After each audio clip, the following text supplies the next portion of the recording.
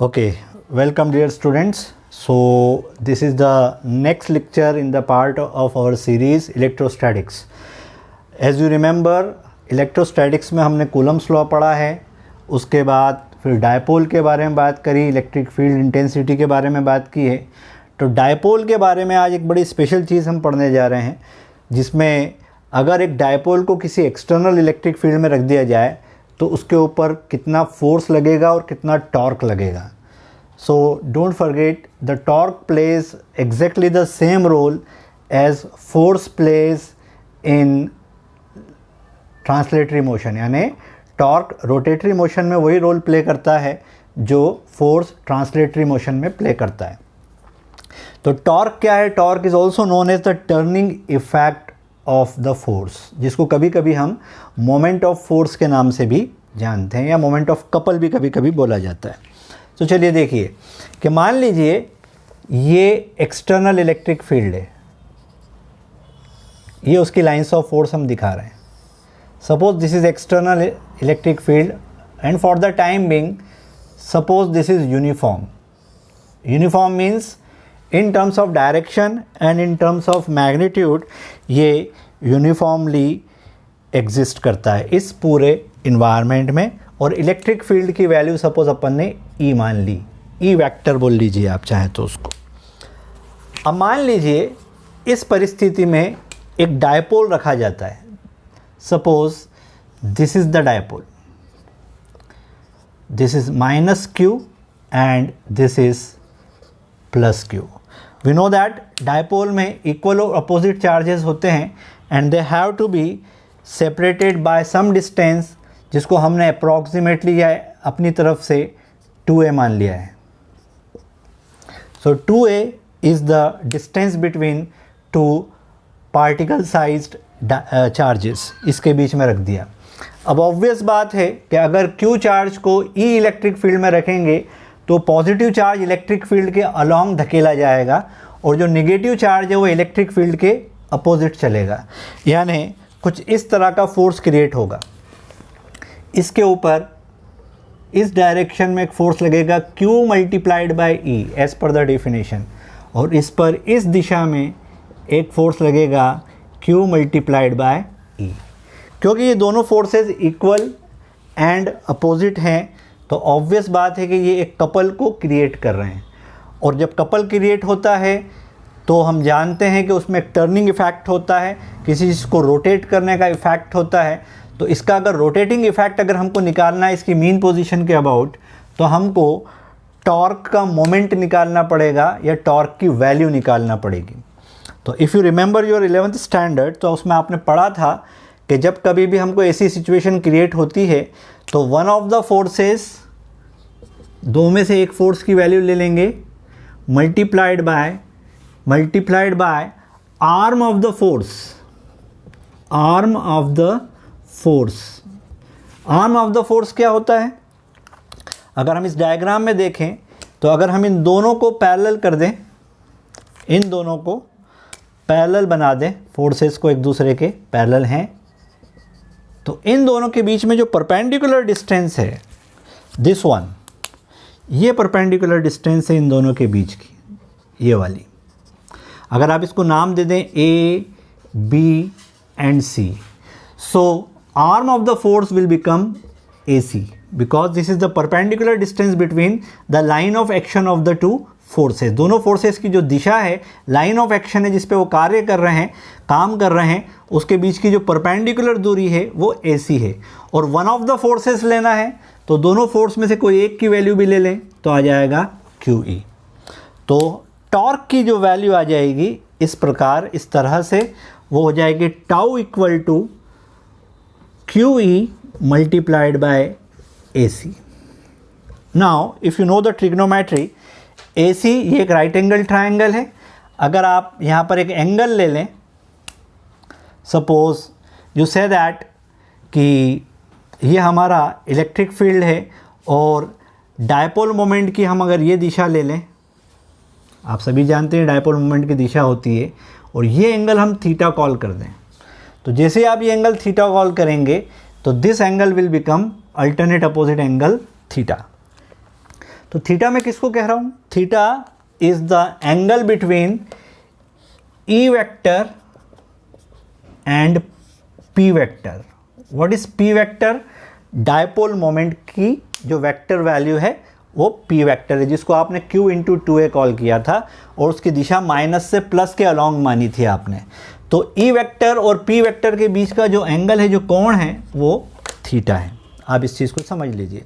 अब अगर ये राइट एंगल ट्रायंगल है, इस राइट एंगल ट्रायंगल में थीटा के सामने वाली साइड परपेंडिकुलर होती है, ये बेस हो जाएगा और ये हाइपोटेनियस हो गई.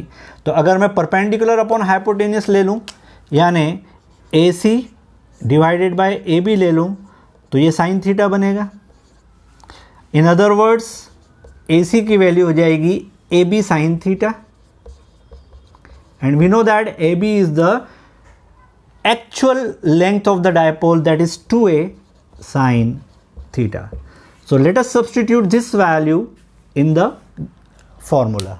अगर हम फॉर्मूले में इसकी वैल्यू को ले लें तो टॉर्क की वैल्यू आ गई आपकी QE multiplied bye 2a sine theta.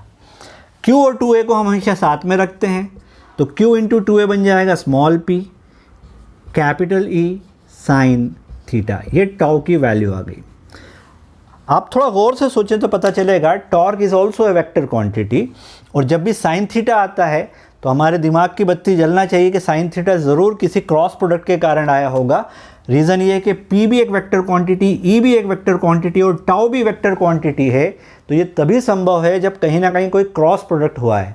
यानी we can also say that tau vector is P vector cross E vector. So जो फुल प्रूफ फॉर्मूला है वो tau vector equal to P vector cross E vector है. Do not forget, E vector हमारी intensity की दिशा है और P vector हमारा डायपोल मोमेंट की डायरेक्शन में है. अब देख लीजिए, ये जो टाउ वेक्टर है P vector cross E vector के रूप में जो आ रहा है, ये turning effect of the force है. क्या यहाँ पर इस डायपोल के ऊपर कोई नेट फोर्स काम करेगा? तो आंसर है नहीं. Net force will be zero. Torque is not zero but the net force is zero. Reason ये है कि इस बॉडी को अगर हम एज ए होल लेते तो QE इस पे ऊपर लग रहा है और QE इस पे नीचे लग रहा है, तो नेट ट्रांसलेटरी मोशन यानी आगे जो इसका सेंटर ऑफ मास चलाने की जो मोशन है वो नहीं हो पाएगी. तो सेंटर ऑफ मास किसी तरह के मोमेंटम में चेंज एक्सपीरियंस नहीं करेगा. तो जो कुछ भी होगा वो रोटेटरी इफेक्ट होगा, टर्निंग इफेक्ट होगा, but it will not have any kind of translatory motion. आगे बढ़ने वाली मोशन इसमें नहीं होगी, because this is a uniform electric field.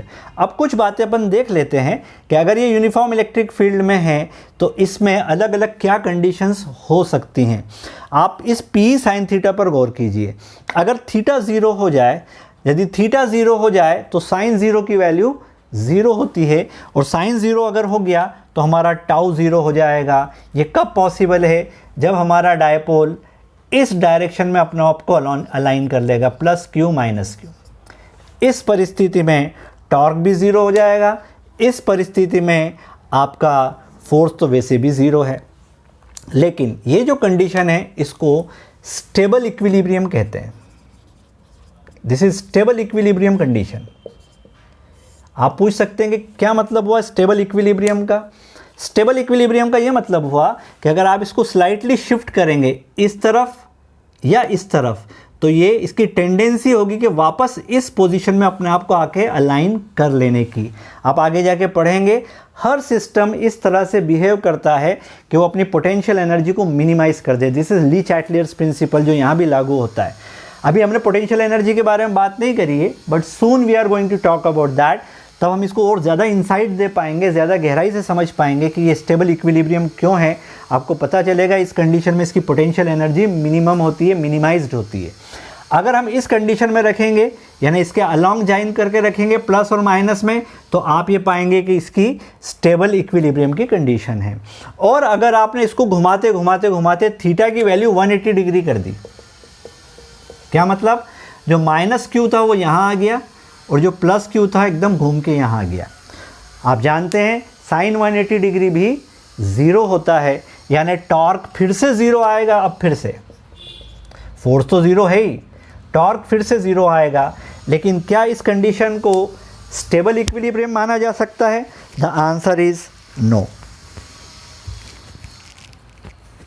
The answer is, तो थीटा अगर 180 डिग्री होगा तो टॉर्क ज़ीरो होगा, इक्विलिब्रियम फिर भी मानेंगे, लेकिन इसको अब की बार बोलेंगे अनस्टेबल इक्विलिब्रियम। रीज़न क्लियर है? अगर आपने इस पोजीशन से इसको स्लाइटली डिस्टर्ब किया इधर या उधर, तो ये पूरा 180 से घूमकर अपनी ओरिजिनल कंडीशन में जाने की कोशिश करेगा। तो आप देख लीजिए कि यहाँ पर क्या क्या सिचुएशंस आ सकती है और टॉर्क की मैक्सिमम सिचुएशन क्या है। थीटा इक्वल टू 90 डिग्री या theta equal to 270 degree. Theta 90 होगा तो साइन 91 होता है।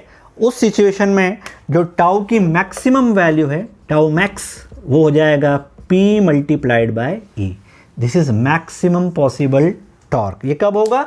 जब ये इलेक्ट्रिक फील्ड के एग्जैक्टली परपेंडिकुलर होगा, यानी यहाँ पर होगा, यानी इलेक्ट्रिक फील्ड ऊपर की तरफ और हमारा डायपोल उसके ठीक perpendicular, plus Q minus Q, या आप 270 से कर देंगे तो भी आ जाएगा। दोनों सिचुएशन में टॉर्क की वैल्यू मैक्सिमम होगी। सो इसको आप अच्छे से समझ लीजिए। इससे रिलेटेड जो आगे के जो कॉन्सेप्ट्स हैं मैं आपसे और डिस्कस करूंगा। यहाँ पर और एक सिचुएशन क्रिएट हो सकती है, अगर आप ध्यान से देखें तो मैं आपको बातों में बता ही देता हूँ कि अगर मान लो ये डायपोल एक नॉन यूनिफॉर्म इलेक्ट्रिक फील्ड में रखा होता, यानी इलेक्ट्रिक फील्ड की वैल्यू हर जगह एक जैसी नहीं है, डायरेक्शन एक जैसी है, सपोज करें डायरेक्शन ऊपर की तरफ है, लेकिन इलेक्ट्रिक फील्ड इधर से इधर बढ़ रहा है, इलेक्ट्रिक फील्ड की वैल्यू राइज हो रही है इधर से इधर, यानी इस जगह जो इलेक्ट्रिक फील्ड है और इस जगह जो इलेक्ट्रिक फील्ड है उसमें E2 का जो मैग्नीट्यूड है वो ग्रेटर देन E1 है, यानी लाइंस ऑफ फोर्स यहाँ पे थोड़ी दूर दूर है और यहाँ ज़्यादा पास पास है। जब कंजेशन बढ़ता है तो इलेक्ट्रिक फील्ड की वैल्यू भी बढ़ती है। ऐसी परिस्थिति में अगर आपने किसी डायपोल को रख दिया तो अब क्या होगा? अब ऑब्वियस बात है कि अब मान लीजिए इधर जो फोर्स लगेगा वो लगेगा QE2 और इधर जो लगेगा QE1। मान लो इस तरफ E1 वैल्यू है, इस तरफ E2 वैल्यू है, तो अब ऑब्वियस बात है कि दोनों फोर्स इक्वल नहीं है, तो अभी भी रोटेटिंग इफेक्ट तो आएगा। टॉर्क भी हम निकालेंगे पर अब उस फॉर्मूले से नहीं निकाल सकते जो फॉर्मूला आपने पेन लगाया, one of the forces multiplied by perpendicular distance between the two forces, because अब ये कपल नहीं है। कपल कब होते हैं? जब दोनों की वैल्यू इक्वल होती। इस परिस्थिति में नेट फोर्स जो आएगा वो आएगा QE2 माइनस QE1 ऊपर की तरफ, यानी इसका जो सेंटर ऑफ मास है वो ऊपर की तरफ एक्सेलरेट करेगा because of this force by using the formula mass into acceleration, where m is the mass of the dipole. अब टॉर्क कैसे निकालोगे इसका? आप टॉर्क निकालने के लिए अब आपको दोनों के लिए अलग अलग निकालना पड़ेगा। आप पहले इसके लिए निकाल लीजिए, तो इसके कारण टॉर्क निकालेंगे force multiplied by perpendicular distance, तो ये दूरी हो जाएगी a, और ये एंगल आपका अभी भी थीटा है, ये एंगल अभी भी थीटा है, तो अब की बार आ जाएगा QE2 multiplied by perpendicular upon hypotenuse because of the same reason a sine theta, ये आ गया। और इसके कारण निकालने जाएंगे तो टॉर्क इसके उल्टा आएगा, उसके फेवर में आएगा, क्योंकि ये भी ऊपर इसे घुमाने चाह रहा है एंटी क्लॉकवाइज और ये भी एंटी क्लॉकवाइज घुमाने चाह रहा है, तो इसके कारण टॉर्क आएगा QE1।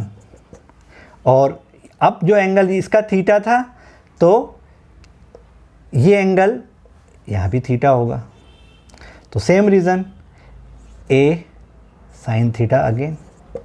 तो अब की बार इन दोनों का मिला जुला इफेक्ट हो जाएगा QE2 plus QE1 a sine theta common, सब कुछ कॉमन है, सिर्फ E1 प्लस E2 ऐड हो जाएगा। अब आप देख लीजिए अगर E1 और E2 बराबर होता तो यहाँ 2 टाइम्स E आ जाता, तो हमारा पुराना फॉर्मूला फिर से बन जाता जो पहले हमने बनाया था। तो E1 E2 अलग होगा तो टॉर्क तो अभी भी होगा बट थोड़े अलग तरह से निकालेंगे, नेट फोर्स निकालेंगे, यानी अब ये जो मोशन करेगा ये रोटेटरी मोशन भी करेगा और उसके साथ साथ ये ट्रांसलेटरी मोशन भी करेगा। So that makes a good choice for good problems जो हम आगे देखेंगे. Thank you very much for attending this lecture.